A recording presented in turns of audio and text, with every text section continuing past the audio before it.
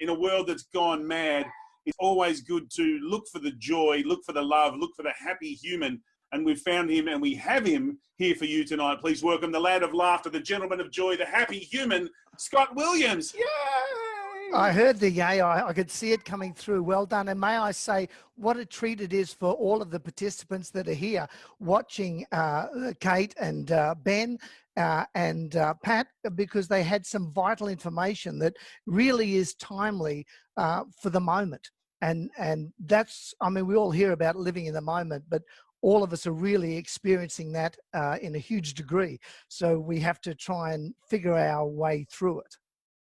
So as the happy human, my question for you is, how do you stay a happy human? With all this wonderful weird bang stuff going on, how do you stay a happy human? Well, I think I was always a positive person. I was always born with a positive mental attitude. People talk about a positive mental attitude, and we really are in two spheres. We're either an optimist or a pessimist or somewhere in between. An optimist will generally look at something that's gone wrong in their lives, not as a reflection of themselves, but of some action they took that went wrong. A pessimist will tend to look at themselves when something goes wrong and say it's my fault. What have I done? And this is something that is built into your DNA, I think, from an early age. I think parental influence can contribute to it. Your environment as you grow up, nurture versus nature. But at some point, you need to take responsibility and say, I need to do something to try and change how I'm thinking if I want to be and feel better. Some people don't want to do that. Some people are happy in their misery, and so you can't try and change them. But if you do want to develop a more positive bias, then there's certain steps you've got to take. So, I want to know what those steps are. So what happens when sad or bad things happen? How do you go from things are middle of a global pandemic, whatever's going on in your life, sad or bad? How do you then go, how do I turn this around? How do I make choices? How do I make, and what's the impact? I know you've got a few different models that you may or may not choose to share, but what's the impact? How do we get our brain functioning right for us?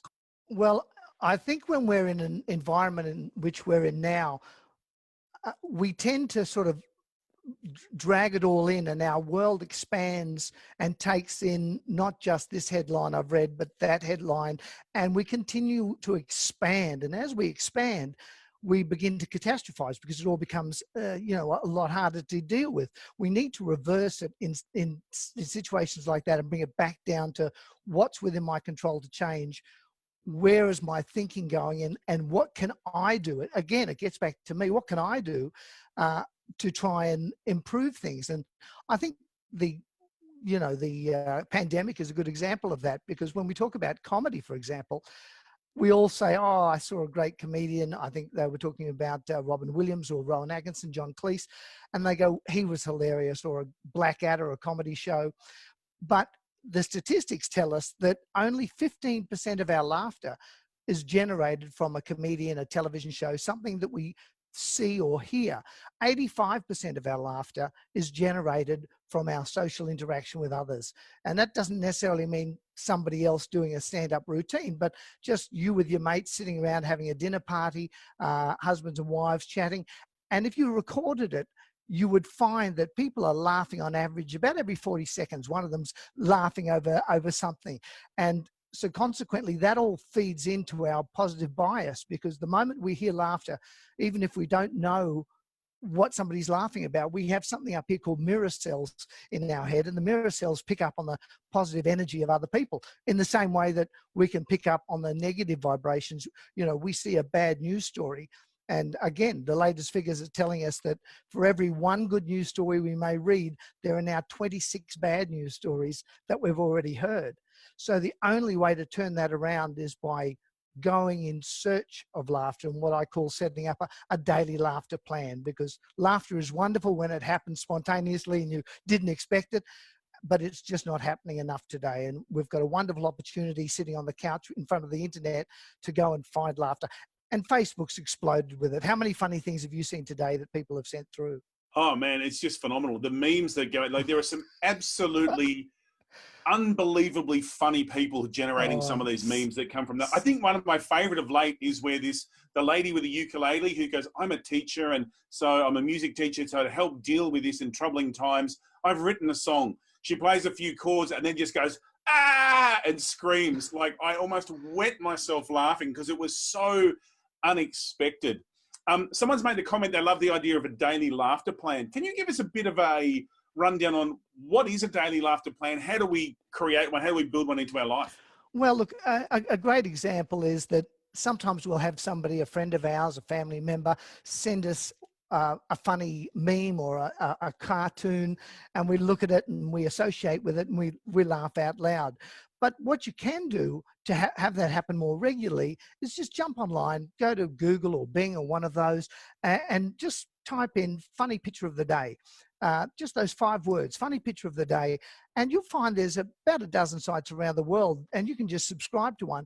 And every morning in the inbox of your email, you're going to find a picture or a cartoon, something that may make you laugh. And they won't always make you laugh, but more often than not, there's a good chance that you'll get a small giggle or a guffaw or something that's funny enough for you to send on to somebody else to give them a positive boost. And if we can create enough of those positive boosts, on our day, particularly when we're locked in at home, when we have the time, your whole outlook can be brighter. We can't just keep tuning into the news because it's regurgitating the same thing, the same death numbers, the same, and then you've got the conspiracy people coming out. You've got all different, and you don't know what to believe. So you end up getting more and more frustrated, more and more anxious.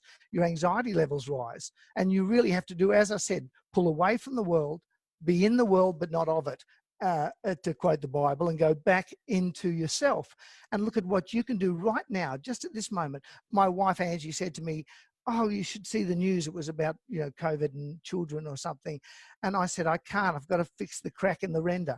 And that's my moment. I'm halfway up a ladder, and I feel for everybody who's suffering. But right now, the best thing I can do while I'm halfway up the ladder is finish the job and get satisfaction from that. And if we can find ways of getting satisfaction moment to moment in a day, at the end of the day, instead of feeling exhausted and beaten, we'll feel like we really want to be with our spouse. So, as the happy human legend that you are, I'm really interested on your thoughts on Legend that you are as well. I just think that's a good subtitle to go with. Hey, what are your thoughts on positive thinking versus happiness? I'm just interested because there's a lot of people who espouse positive thinking, and then there's others who are like, yeah, but just positive thinking is not enough. No, that's right. It's all well and good to say it's like people that suffer from depression, which is, and I'm talking about clinical depression, not just you're depressed because you banged your car at the intersection today. That's temporary depression or upset.